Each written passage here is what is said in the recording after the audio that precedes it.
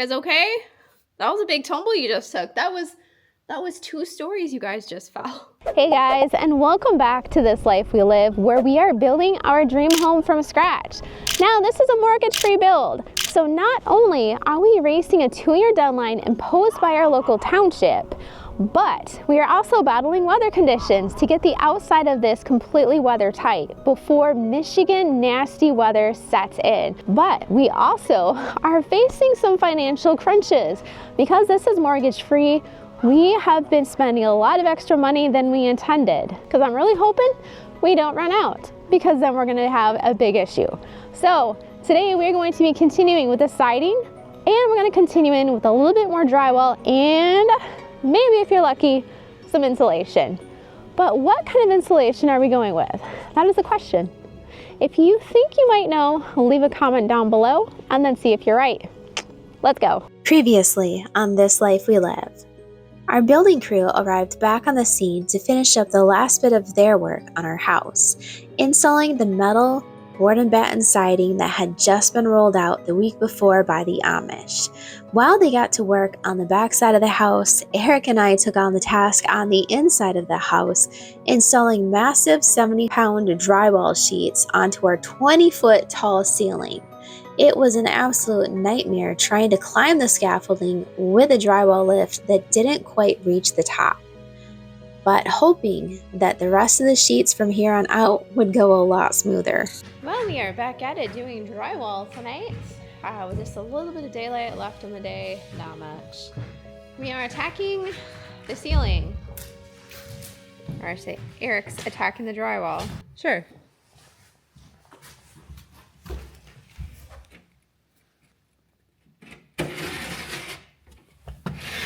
Oops, I should put a new blade on. Oh. It's getting dull. It's easy to say it's easy until you do it.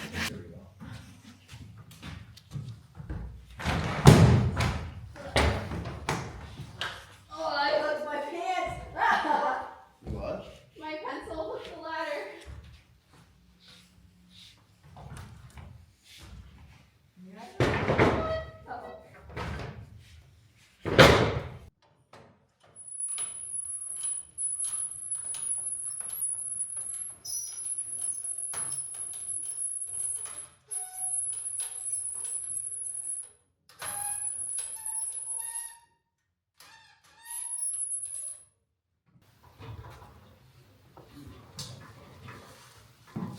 Tricky squeezing in here.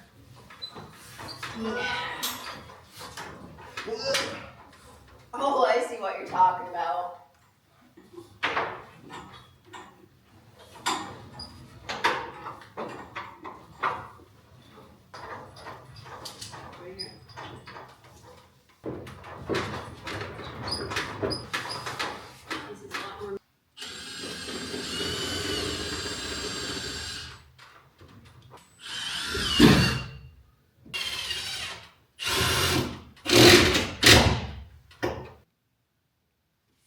That would be perfect, because that's definitely not going to tip.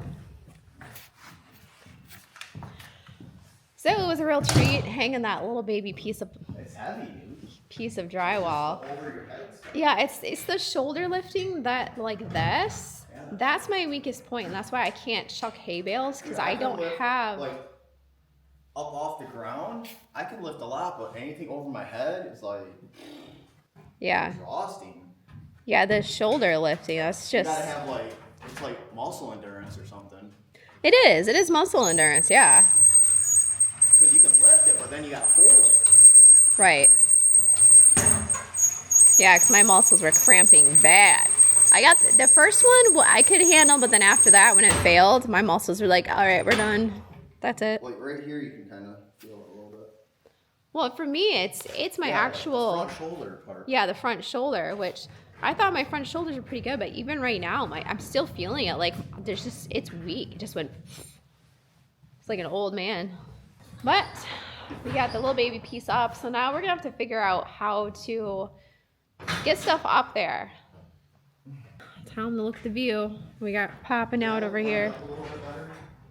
Look at that, guys. Look at the trees just glowing out there. They're starting to change colors now in the back. The back is always the latest to change colors. And we got the sunset hitting over there. We'll be able to see the sunrise coming up out of here too.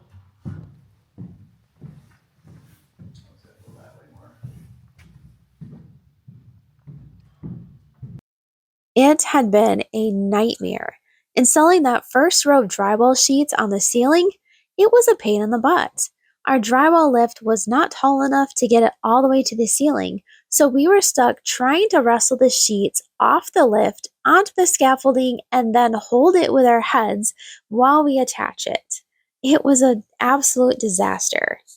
And Eric vowed that we were going to find a different way to do that. Because our drywall lift would only go so tall, even with all the extensions we added onto it, Eric decided to try a different route. He went down to Harbor Freight and bought a second drywall lift. Now this lift we kept on top of the scaffolding. And you know what? It proved to be pretty amazing. We lifted the first sheet of drywall up with the first lift and then slid it onto the second lift.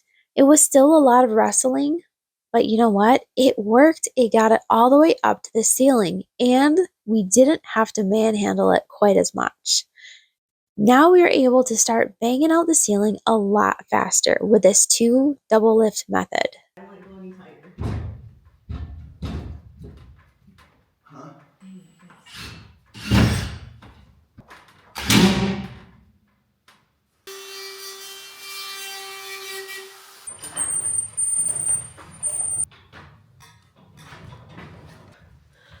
Well, I left my head up there. Right?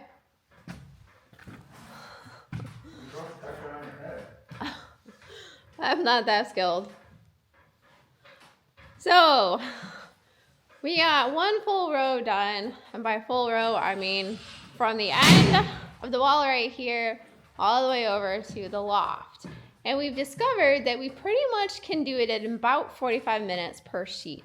And that includes measuring the ceiling, measuring the drywall, because every sheet has to be trimmed, and then staking up in there, lifting it, staking it, cutting out holes for any of the light boxes up here.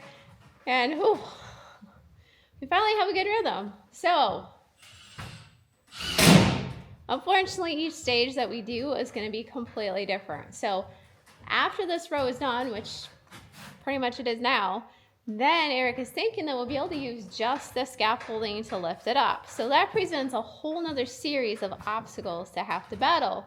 So we're gonna have to take part of the scaffolding down to make it shorter, and that's gonna slow us down. So every little stage, instead of like speeding up, we speed up and then we slow straight down. But that's gonna be how it is with a single slope house. But we're feeling better about things. We're not dying. Eric's not threatening to hire it all out anymore. So hopefully we'll get a good hang of it. And it's looking really good. We have one sheet up there from the first round that just didn't want to sit straight, but everything else, I think it's this one right here that wasn't sitting quite straight. Oops. It's definitely easier with that second lift. Yep, see, we're doing this one with Eric's son, and we had 3 people lifting it, and it was still hard. So heavy and still hard. But using the drywall lift on the scaffolding, that was the golden ticket right there. So in case you couldn't tell, what we did was we used the lift right here to raise an entire sheet all the way up, and then we slid it off onto that red lift. And then the red lift, we positioned it and then shot it straight up, positioned it again, and then screwed it in. And that did it. So now it is coffee time. Locking it in at that set angle helps too.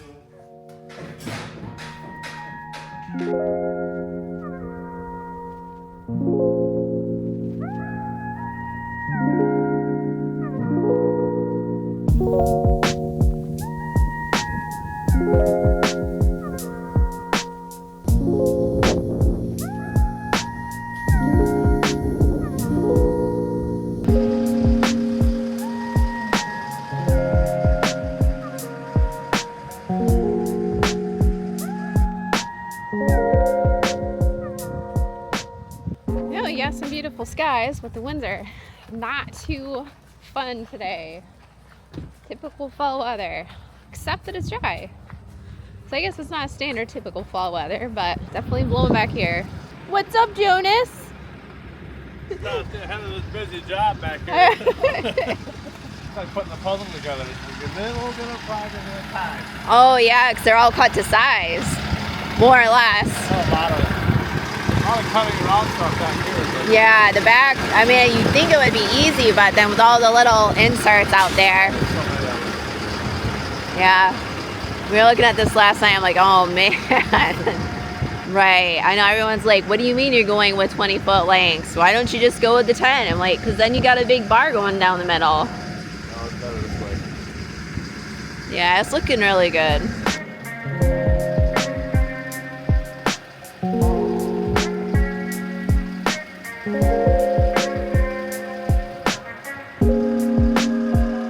Yeah, that's the part that makes me nervous back there, because it is so easy for those pieces of metal to catch the wind and go sailing. Okay, let's stop rolling in the dirt. Oh my goodness, I just gave you a bath. Look at her, she's brown now. She was stop, Daddy, no, I just washed you. Yeah, we have a puppy buyer. Oh my gosh, stop, will you stop?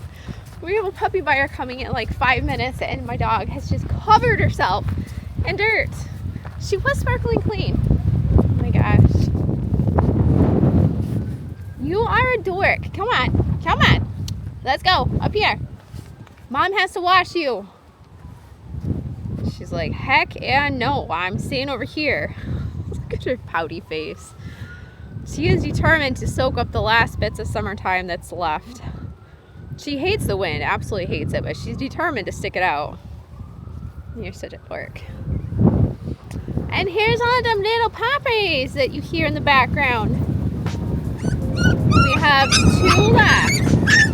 This one is still available. And we have one more boy. Might not be available because he's got someone coming to look at him today, so he's not out there. Fingers crossed and prayers, guys, that all that metal goes up nice and smooth and then nothing takes off into the air. Well, Eric just got home, so let's go see what he thinks of the progress. Man, these skies are just gorgeous. Oh, beautiful, guys, just beautiful. Look at this view right here. That's the ticket there, guys.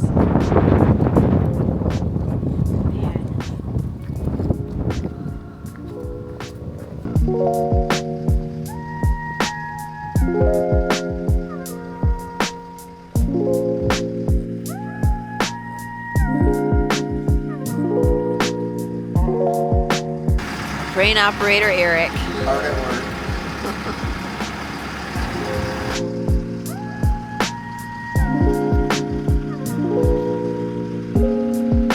Well, the builders have been hard at work framing around this big door right here. We are gonna put a deck off the back next spring, so they're putting in, I don't even know what you call it. I call it a footer board, but it's not a footer board. Whatever board it's called, it goes on the side of the house that the deck will attach to later. So they're putting that up and they're putting the trim around that so they can connect all of the metal pieces into the trim.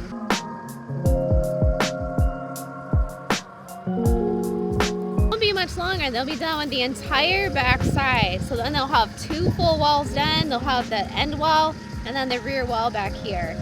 And then we'll have 2 walls left to do. Both of those walls will be featuring the faux wood siding. It's gonna look good.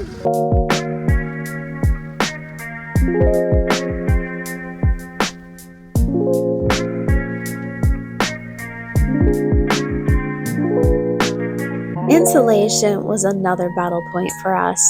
We really loved the idea of spray foam, but it was so darn expensive and we were already running over budget.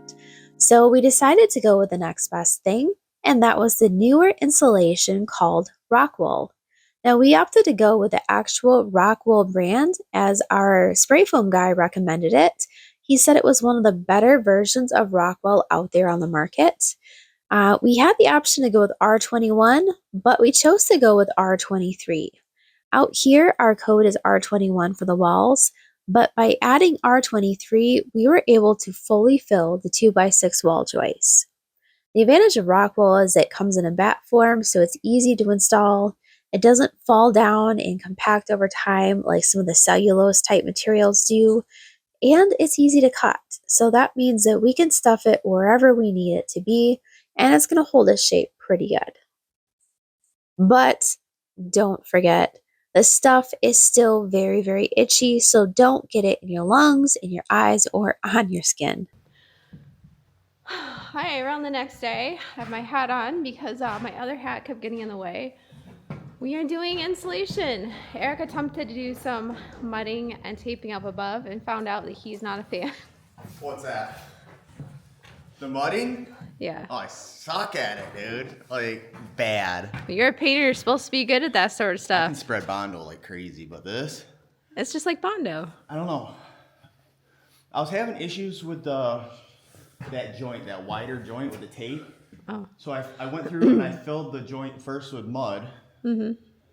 I went over it with mud. I put the paper tape on it. I went to smooth it out. And it's pushing my tape down. So I had to go back up through with the knife and poke it back up in there. Is the tape self-adhering, or are you supposed to put stuff down first? Stuff down. The compound will make the tape stick. Oh. And it kind of like absorbs the moisture of the compound. And Okay. it's the first time I ever used paper tape, though. I don't know. So he wasn't very happy with his... Maybe I shouldn't have filled the gap with mud first. Yeah, I don't think you really need to if you're going to put tape over it. That's my thought. But I really think I want to hire that out. It would take me forever. So this is what Eric got done so far. We have this weird little strip right here that's just honestly too big for foam. So he's been taking little chunks of this stuff here and sticking it in there. So this is rock wool. This is one of the newer types of insulation on the market right now. Our spray foam guy highly recommended rock wool. Right here, we do have a little bit skinnier strip that Eric was spray foaming. You can see where he stopped the spray foam and he's got to continue on down. Because this is just a little bit too tight to stick insulation into.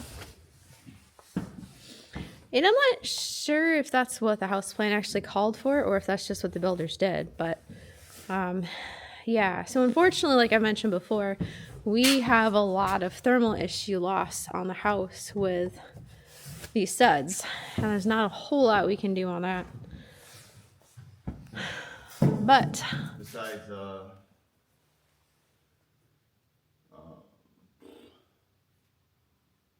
well, if we had put a foam board on the outside, that would have helped.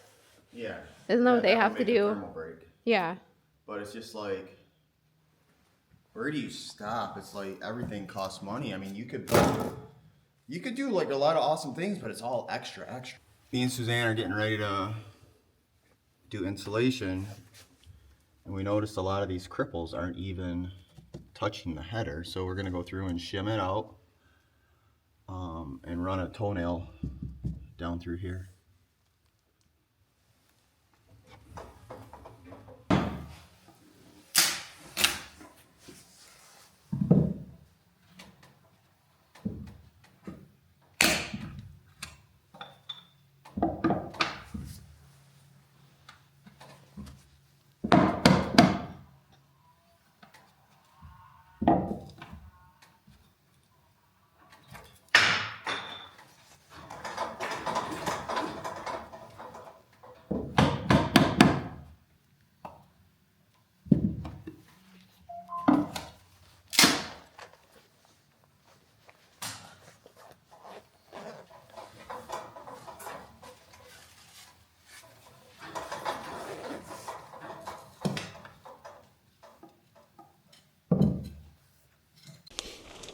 It's kind of like carefully filleting some fish. And you just very gentle and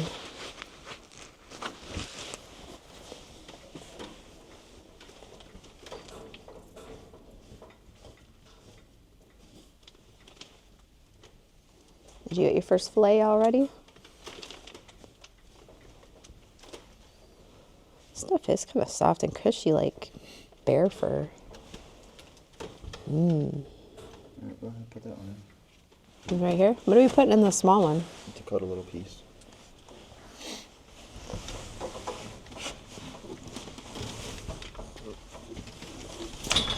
Oops.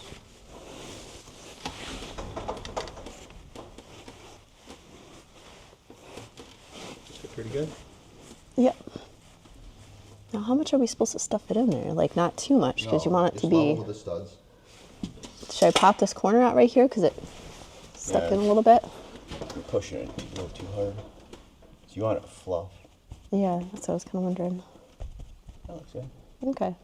Do you feel like you're cooking filet mignon or a prime rib roast that you're carefully carving? Or maybe Definitely cuts it a little better. maybe some tuna, some fresh tuna right off the boat.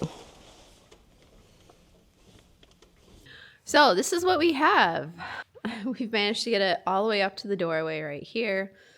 Starting from the top, working our way down. And honestly, this stuff's pretty easy to work with, especially with electrical cords. You just kind of split it in half and tuck it around the cords. So like this cord right here, we'll just cut a slice in its belly and then stick the cord in. I'm measuring, Eric's cutting, and then I'm stuffing it in. And then Eric did a bunch of little ones up in here too. So the only issue that I'm finding, and this thing is like squeezing my head, is that it is absolutely killing me with my lungs. What's that? The dust from this. Like I can't. Breather. What? That's why I got this. That's good. My son actually got these from a birthday party. He got like 4 of them. I'm like, I am stealing one of those for hay, but it'll work for this too, I think. You should give me one. He's got extras. Really? I could probably find one for you. I'm getting a little phlegmy. Like, it's like, I can't even breathe. Like, I'm choking and gagging. It's the same thing with hay. I've never smoked a day in my life. Never grew up in a smoking household. Nothing like that. But yeah, my lungs just can't handle anything at all. So. That's why I was leaving the doors open for fresh air. So you're going to have to... I thought that's because you were hot. I am hot. I'm sweating. It's freezing in here. I'm not sweaty. All right. So I'm going to go through and get the rest of these tucked in here.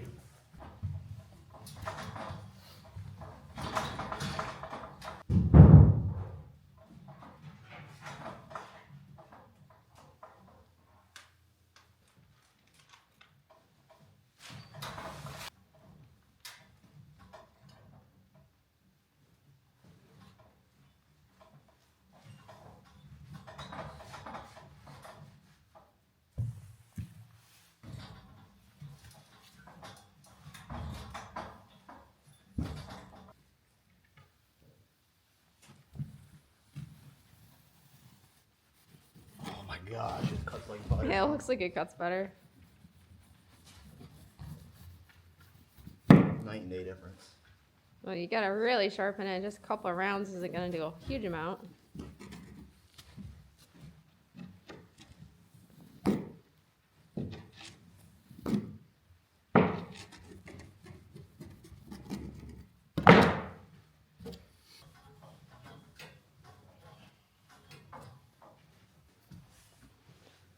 Eric's trying to get creative with his puzzle piecing. Alright, so we've brought a lot more done. Pretty much have this whole wall on this end of the door done. So you're probably wondering why we have an open spot right there, and that's because we have to go through and that's an outside outlet, so we have to caulk it and foam it and stuff on all the little cracks and crevices, because that's a big area for air to get in. So we'll do that, and then this whole wall will be done with insulation. This part, and it's more than half. And then this is gonna be like wickedly easy. I mean, this will probably take maybe an hour to get this whole thing, because it's all windows. I think we actually have only one bay that's actually full size out of this whole wall, and that's right here in the corner. So that'll use, let me see, 1, 2, 3, 4. This might be 5 bats right here, and then just a lot of little partials, including up there. And then that wall will be done for this main wall right here. And that'll be a Good way to end the weekend. We got full row of drywall up there. That was yesterday. And then we got all this insulation put in. So, little by little, it's coming.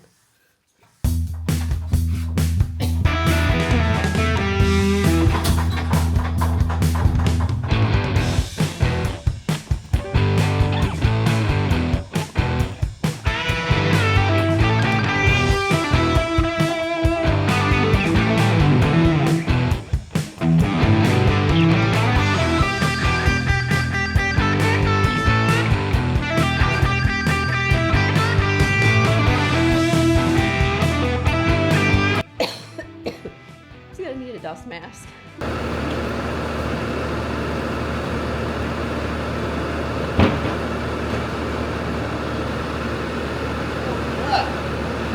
That's a thick one. Oh my god. This is probably the one that really is very tight.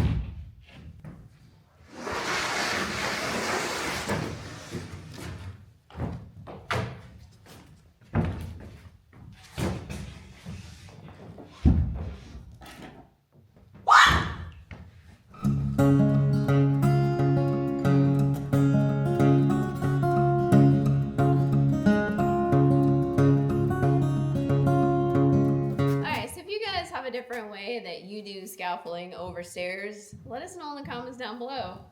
This is what Eric came up with, and we just have the one staircase. Well, actually we have two staircases. The other one up there. How are we gonna do that one?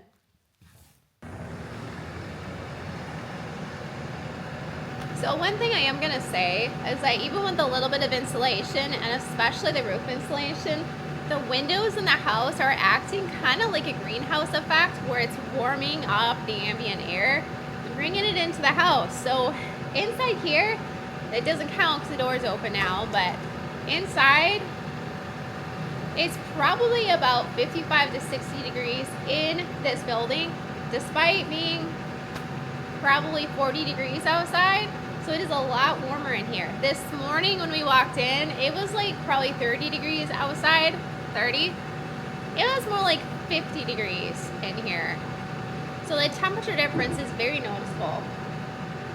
So, I don't know, when we go through and we get everything insulated and everything drywalled, it really literally might be super warm as a whole in this build without any sort of heat applied.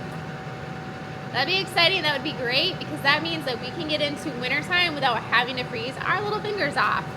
Or at least me, freezing my little fingers off.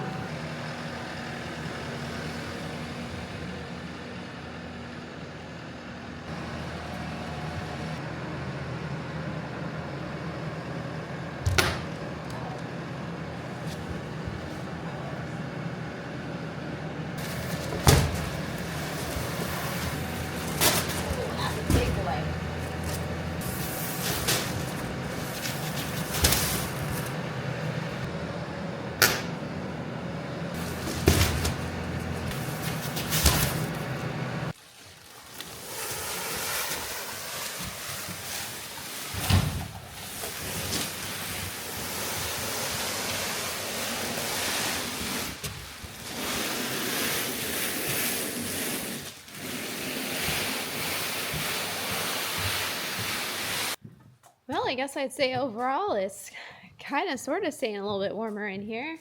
Even though we don't have a huge amount of insulation, we are getting some heat through these windows and doors right here, which is really nice for wintertime. I know you guys are like, oh, the summertime is going to heat everything up. Yes, but that is why we have the electronic blinds. Today, we are going to be working on this corner right here, which really shouldn't have been an issue, but yeah, here we are. So what happened is that there is a giant gap in here, and I don't mean like a 2-inch gap.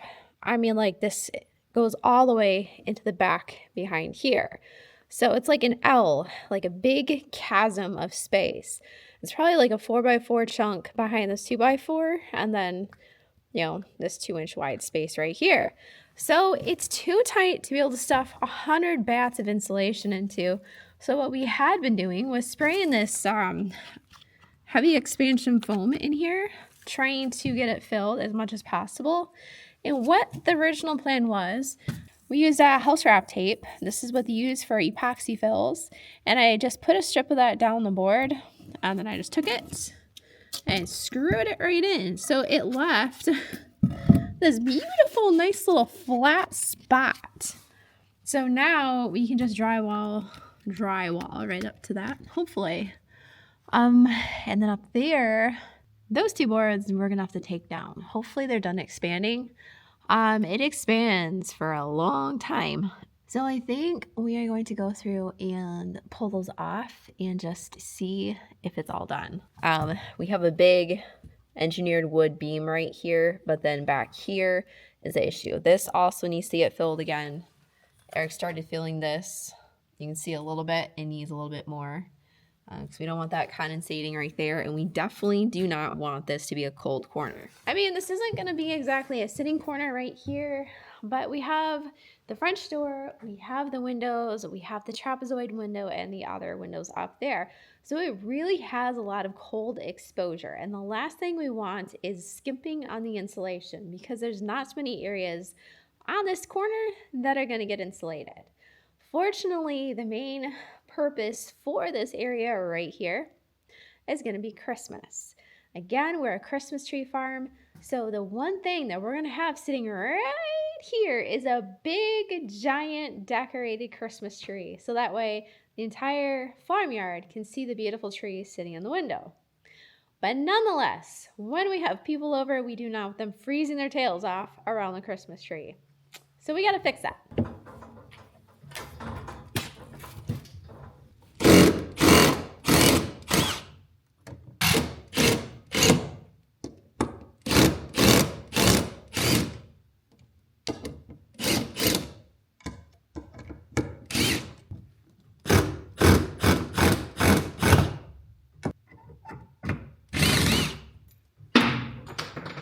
Down it goes.